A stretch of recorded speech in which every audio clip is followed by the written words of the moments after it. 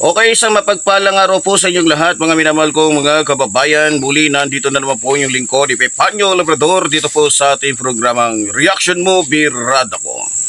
Okay, sa ating pagpapatuloy mga minamahal kong mga kababayan ay ating po pag-uusapan ngayon. Ito pong Senado na kung saan ay mas marami po ngayon ng tila naduduwag at tila bagay natatakot na bumaba yung kanilang mga ratings. Ba't ko po nasabi mga minamahal ko mga kababayan?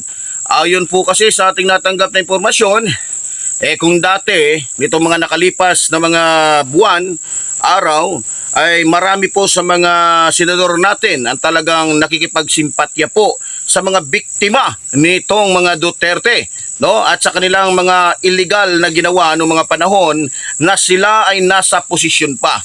Pero bago ang lahat, baka nagtataka po kayo mga minamahal ko mga kababayan, yes, ako po ay nasa aking bukirin na kung saan meron po tayong konting bahay kubo kahit munti na kung saan ang kaldero ay maitim, ang kawali ay maitim. So ang hindi na lamang po maitim dito ang aking mata. So ganoon pa man mga minamahal ko mga kababayan, okay, bumalik po tayo doon sa ating usapin patungkol po sa mga senador.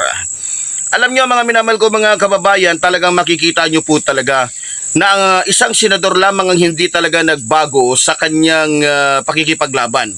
Laban po sa mga Duterte ay walang iba kung hindi si Senador Risa Ontiveros, na kung saan ay talagang mahigpit na kalaban po nitong ni Sara Duterte, na kung saan itong si Sara Duterte ay galit na galit po dito kay Senador Risa Ontiveros dahil nga sa, kung maalala nyo po mga minamahal kong mga kababayan, hindi ba't ang ating minamahal at ginagalang at napakatapang na senadora ang siyang talagang nagbunyag ng mga kasamaan nitong mga Duterte. Kabilang na dyan yung mga kaalyado nila. Nung kumaalala po ninyo, last year, nabanggit po doon sa Senado o napag-usapan doon sa Senado o tinalakay doon sa Senado, maging yung mga kaalyado ng mga Duterte na kung saan ay kasama po nila sa mga katiwalian, na kung saan etong si Alice Goo, etong iba pang mga lumabas o naging resource person po dyan sa Senado, ay talagang dinikdik ng husto.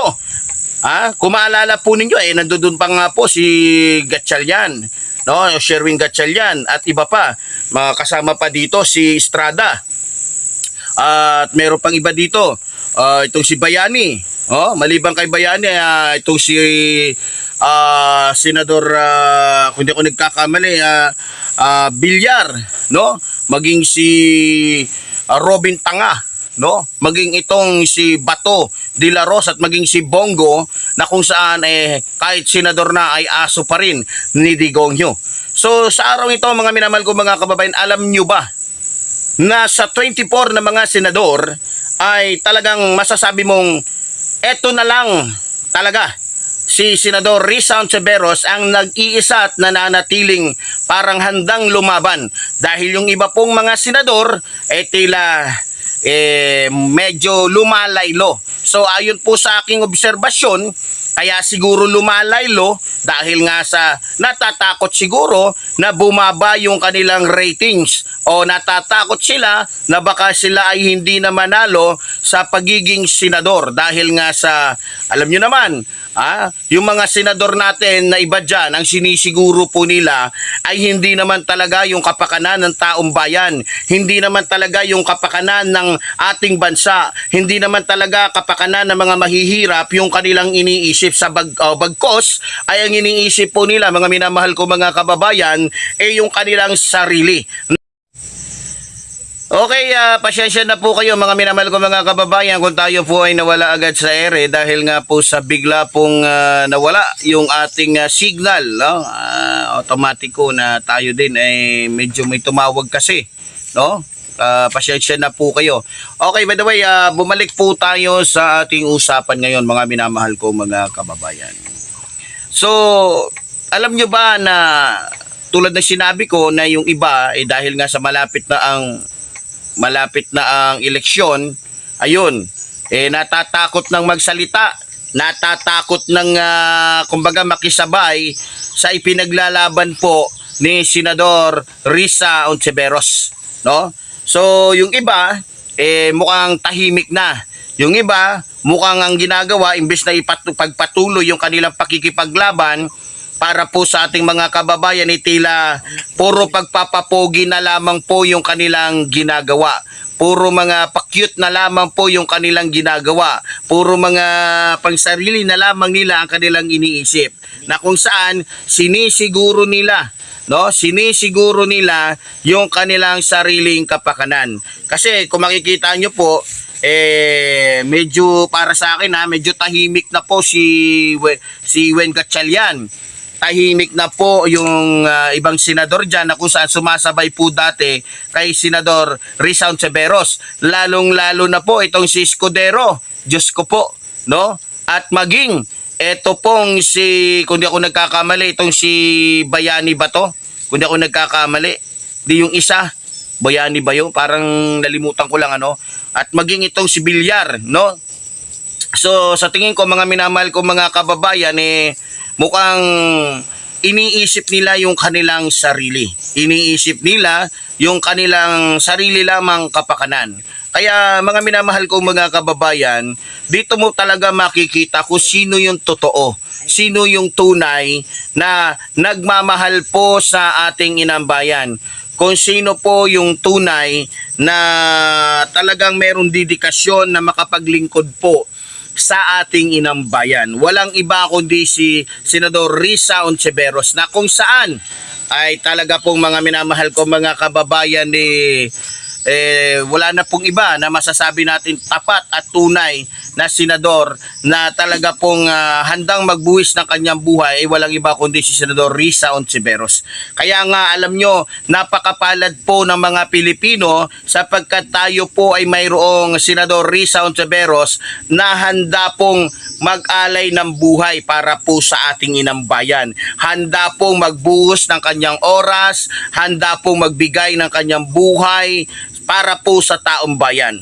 Bibihira po yan ngayon. Tingnan nyo na lamang po yung ginagawa ngayon ni Estrada o ni Jinggoy. Di ba? O, akala natin talagang kakampi siya o kumakampi na siya sa kabutihan. O tingnan nyo ngayon, nakikipagpicturan pa, harutan pa kay Sara. No? O, naging kalyado pa yata nila ngayon So ewan ko lang kung mananalo itong si Estrada kasi sa bagay hindi na rin tayo magtataka dahil nga sino pa ba naman na magkakaisa. Siyempre yung kapwa magnanakaw. Alam naman natin yung record po ni Estrada o ni Jinggoy Estrada, magnanakaw. Na kung saan ay na-impeach, hindi pala na-impeach, nakulong at nakasuhan ng plunder. So para sa akin, hindi nakataka-taka kung bakit magkasundo po sila ni Sara Duterte. So pagdating sa paninindigan, ang pwede lamang po nating maipagmalaki dyan ay walang iba kundi si Senador Risa Ontiveros. Sapagkat siya lamang po ang bukod tanging senador na talagang hanggang sa umpisa, hanggang sa dulo, hanggang sa wakas ay hindi po nagbabago. At talagang masasabi mo talaga na may paninindigan talaga etong senadorang ito. Na kung saan ay talagang kung ano ang kanyang sinabi noon ay paninindigan niya ngayon. No? Kaya sa ating mga kababayan, huwag po nating hayaan na mawala sa Senado ang isang katulad po ni Senador Risa Ontiveros na kung saan ay may tunay pong paninindigan hindi lamang po sa ilang mga Pilipino kundi may paninindigan para po sa ating bansa mga minamahal kong mga kababayan. Lalong-lalo na po sa mga mahihirap at maging sa mga naaapi. No, hindi po katulad ng iba diyan, Hindi po katulad ni Bong Revilla, hindi katulad nitong ni Bongo, ni Bato, ni Amy Marcos, ni Robin Padilla, Bongo, binalik ko lang pala, no? Mga taong walang kwenta, mga senador na walang kwenta na kung saan pabigat lang sa ating bansa mga minamahal kong mga kababayan.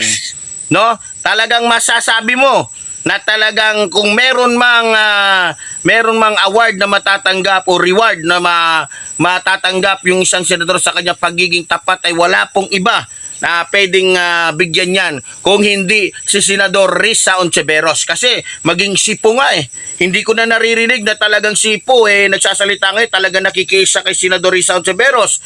Maging itong sino pa tong isa? Mayroon pang isa dyan na senador nakalimutan ko tuloy. So, para sa akin, mga minamahal ko mga kababayan,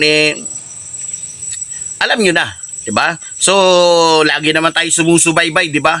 Lagi tayo sumusubaybay sa mga nangyayari po dito po sa ating bansa. Lalong-lalo na sa mga kaganapan dyan po sa Senado, dyan po sa Kamara. So, nito sa darating po ng mga ilang araw, tayo po ay magkakaroon na ng talagang topiko na kung saan ay ating pong itatapik o pag-uusapan dito sa ating programa yung mga mahalagang bagay, lalong-lalo na po yung mga nangyayari po dyan sa Senado, maging dyan sa Kamara, na kung saan bibigyan po natin ng matitinding reaksyon dito po sa ating programang Reaksyon Mo, Birrada Ko. Kaya muli po, tulad po ng sinasabi ng iyong lingkod, mabuhay po ang ating inang bayan, mabuhay po ang nagmamahal sa ating inang bayan. Maraming salamat po.